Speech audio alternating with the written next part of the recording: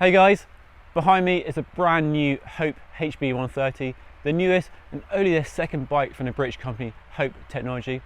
Now Hope is best known for disc brakes and hubs. They've been CNC machining parts since 1992 when the company was founded. But a couple of years ago they decided they wanted to make a bike and not only make it from aluminium but also make it from carbon.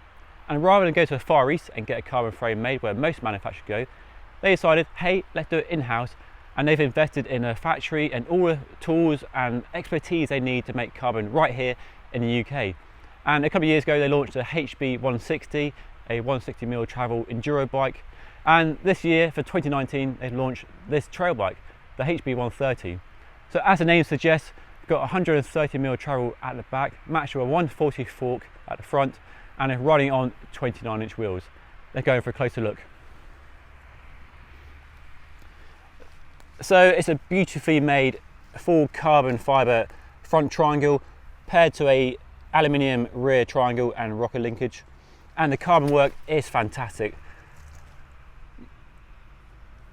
You can see the level of quality, the workmanship around the inserts for the internal cable routing there, really clean. And it's a really nice looking frame, really nice curves, nice swoops, got a nice low slung top tube, plenty of space for a water bottle down in the belly of the down tube there. You've got a bash guard on the bottom of the down tube to protect the carbon, full internal cable routing as well. It looks really nice. You've got HB130 on the top tube there. And as you see, they've gone for this, they've got a 1K weave finish over the top of the frame, and they haven't painted it, they put a protective lacquer over it. So rather than hide it away, they've left it on show to show their workmanship and their quality of the finish, which I think is really cool. I haven't seen this much carbon fibre since the pages of Max Power back in the 90s, but I like it. Carbon isn't a novelty, it once was, so these days most carbon frames are painted. So it's nice to see a brand putting carbon on show like this. So like full internal cable routing, goes in the top of the down tube there and comes out down there. So full carbon frame. Some important details to give you. This is a size large and the geometry looks like a 470 reach, 66-degree head angle and a shade under 76 degrees for the seat angle. You can also adjust the geometry because there's a flip chip in the rocker linkage. You can choose high or low, and the highest setting basically steepens it by about half a degree, raises the bottom bracket a bit. And also the suspension tune has changed a little bit. In the low setting, it's a bit more progressive, so that's an interesting detail. So full carbon at the front and at the back, it's a beautiful CNC machined aluminium work of art really.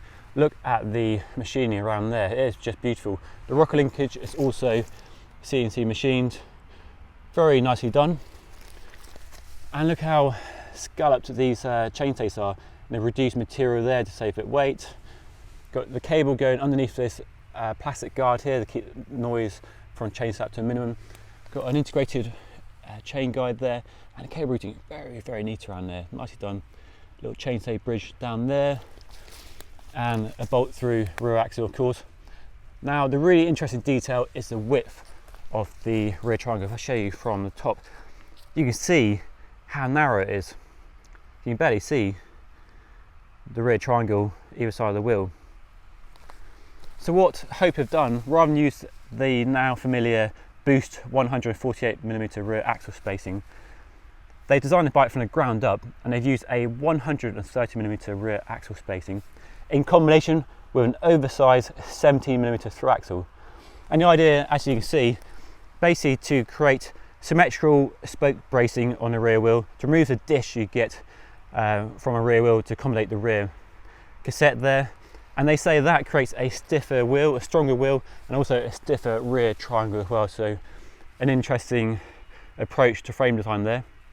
I don't think Hope are trying to introduce a new standard as such, rather they've decided this is the best approach for their frame, and because they produce their own hubs, there's no problem with creating a hub to accommodate this very unique rear end. Whether it's a good thing or not is up for you guys to decide, whether you think they should have gone for a more regular Boost 148 so you can fit any hub in the back, or whether them doing their own thing is a cool thing to do. So let me know what you think in the comment section below. But it is beautiful.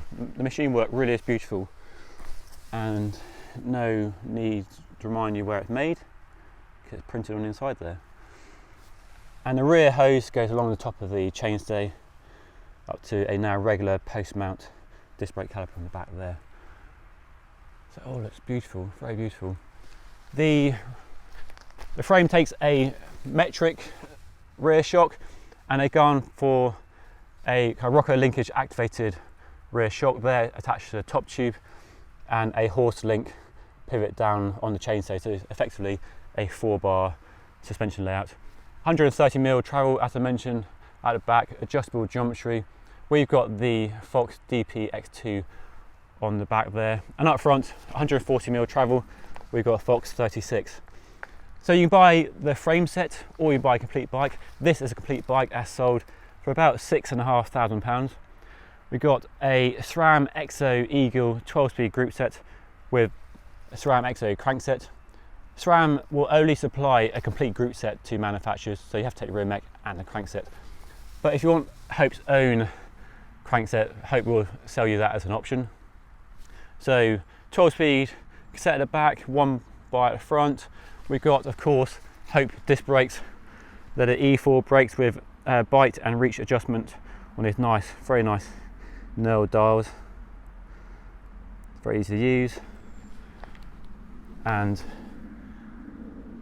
disc brakes down there. These are 4-pot brake calipers. There you go, 4 pots there.